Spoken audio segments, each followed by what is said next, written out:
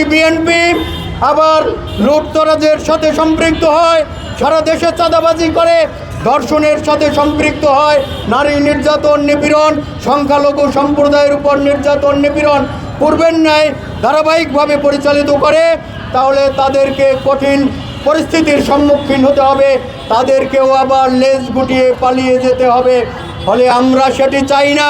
আমরা চাই তাদের সূচনাটি ভালো হোক, কিন্তু আমরা দেখেছি তারা সূচনাতেই ধর্ষণের সাথে সম্পৃক্ত হয়েছে, হত্যার সাথে সম্পৃক্ত হয়েছে, তারা সংখ্যালঘু নির্যাতন নিপীড়নের সাথে সম্পৃক্ত হয়েছে। পূর্বের ন্যায় তারা সংখ্যালঘুদেরকে বাড়িঘর ছেড়ে ইন্ডিয়া যাওয়ার জন্য হুমকি দিচ্ছে।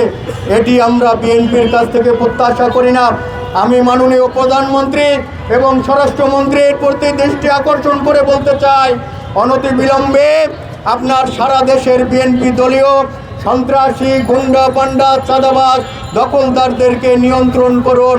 না হয় জনগণকে নিয়ে, ছাত্র সমাজকে নিয়ে এদেরকে আমরা প্রতিহত করব এবং সারা দেশে আইন শৃঙ্খলা পরিস্থিতি নিয়ন্ত্রণে এনে এদেরকে যেমন দমন করতে হবে, পাশাপাশি সারা দেশের সকল শিক্ষা প্রতিষ্ঠানে শিক্ষার স্বাভাবিক পরিবেশ নিশ্চিত করতে হবে।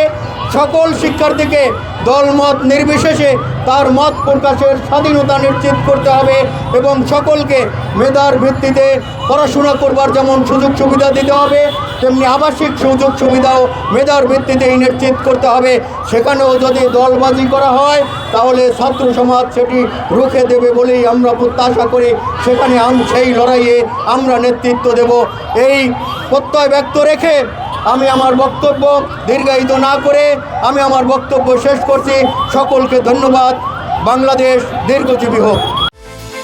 বিকাশ পেমেন্টে 10,000 টাকার বেশি অফার, শপিং চলছে তো।